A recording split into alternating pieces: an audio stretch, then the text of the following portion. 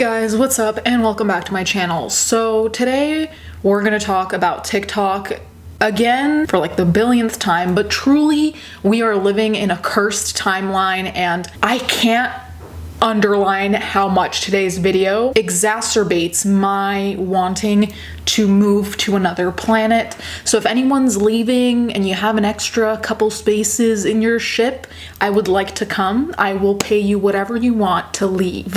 Also, quick note, this is completely irrelevant, but my dog is roaming, so if you hear like a pitter patter or general noises, Biff is up to some shit. So there's a new trend on TikTok, and like many things that occur on TikTok, it's terrible. It was a stupid idea. I don't know who came up with it, and I hate it.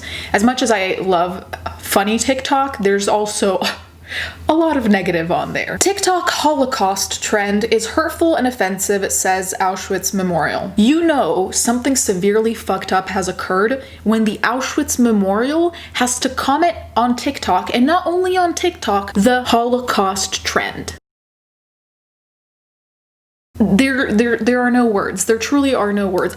Just the fact that Holocaust and trend are two words that go together on TikTok, to me, says everything I need to know. But apparently some people thought it was a good idea. For some reason, a new victims or Holocaust or trauma porn trend has popped up on video sharing app TikTok that has prompted reactions ranging from outrage to disbelief. While the point of the trend seems to be educational, many people have called it out as offensive and tone deaf at best, or disturbing and inhumane at worst. So before we continue to read what the Auschwitz Memorial actually said, let's look at a couple of these TikToks and see if we can be educated on the Holocaust, maybe World War II generally, because realistically there are TikToks that have been educational. I've seen some where it's essentially just someone speaking for 60 seconds being like, did you know about this? Did you know about that? Fine. But there are also other educational ones where it's literally just people saying like 10 facts you didn't know about so-and-so, and then they'll list the facts and they'll do it within 60 seconds. So that actually is educational and it's bite-sized, which I think is actually a really great trend, so long as you actually check that what people are saying is true.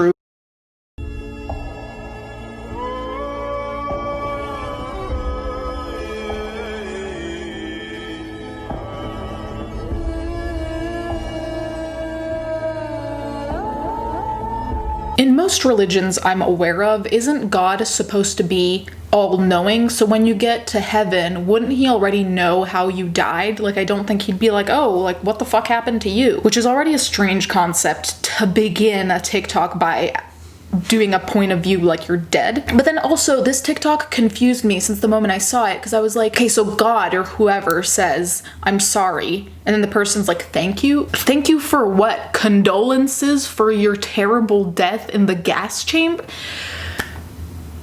This is so fucked up. Like, I remember seeing this and I was like, surely there's something I don't understand. Like, this is a trend of the youths that I don't understand, and surely this isn't as terrible as I thought. And it turns out it actually just is as terrible as I thought. So this is supposed to be educational. Now let's play a fun game of rate this tone deaf content. Was this educational? What did we learn here? There were gas chambers, people died. Like, what is educational about this? There's no facts here. Like, most young adults who are at least high school aged and adults know about the gas chambers. They know about Zyklon B. So I don't really understand how this can be put out as educational in any way. Also, because there weren't any real facts listed. Like, they didn't say anything about the gas chambers. They were acting a POV. It's like they were cosplaying as a victim of a severely traumatic event that impacted multiple communities, like Jewish people, gay people, so on and so forth. But they're taking a world event that was extremely traumatic, even within the other aspects of World War II, the amount of people who died. Like, I'm just gonna say this. If you want to be educational, don't make it a POV. Like, making a POV about traumas that people have endured, no, that's not gonna work at all. Like, on the contrary, it's gonna make people think you're kind of a dumbass. And a lot of these people are young adults, so I'm hoping that this is a severe lack in judgment. I just don't know how anyone could think this was educational.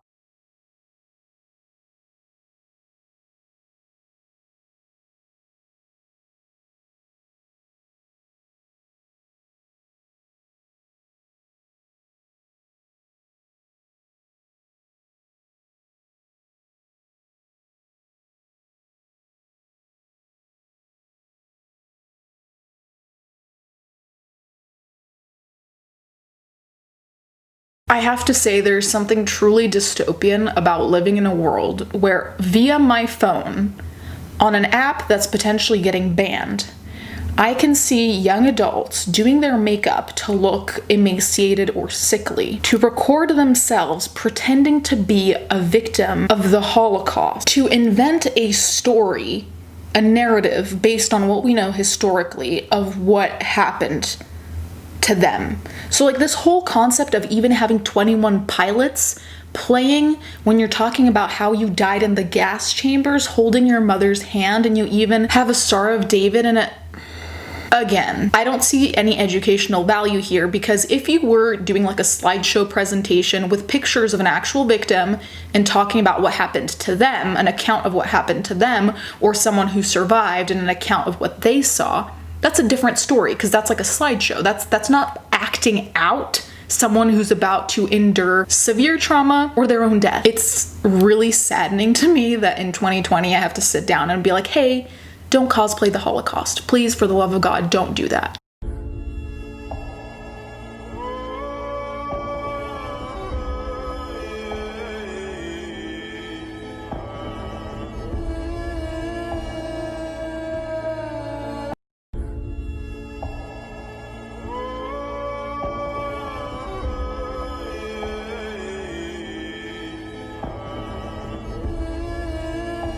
I do think that it is very disturbing that people are going to this type of length to being realistic. What do they want out of this? I can't imagine it being much else other than clout chasing. If they really wanted to be educational, in my opinion, they would have done this a different way. Also because like cosplaying and certain educational things, I guess, could be useful if it's not like a massively traumatic event. But then again, I don't really see why it had to go this route, like the putting on the makeup, the filming it, the putting the text over it. Like these are multiple steps that I'm like, did you at no point stop to think, does this not seem tone deaf? Does this not seem insensitive? Does this not seem like I'm trying to profit, you know, via followers, likes, comments, whatever, via a historical tragedy? Anyway, let's see what the memorial said. In response to the growing outrage over the trend, the Auschwitz Memorial released a full statement on Twitter aiming to educate rather than shame the participants.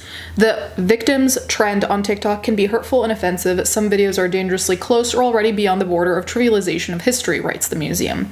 But we should discuss this and not shame and attack young people whose motivations seem very diverse. It's an educational challenge. I have to say the Auschwitz Memorial is a lot more chill about this, and maybe I've just become jaded because I've seen what TikTok stars are capable of, and a lot of the most prominent ones are often in drama. That's not to say everyone on TikTok is terrible, mind you. I'm just talking about particular individuals. And I don't want you to go send hate to any of these young people, because they do seem like young people who probably, I don't think they had terrible intentions, but I also don't think they were pure, because I do think this was to get attention. So I don't think they were trying to educate, to be honest. It's very hard for me to believe that. But there's no reason to go harass them, because I'm sure, first of all, they've already probably received a lot of backlash.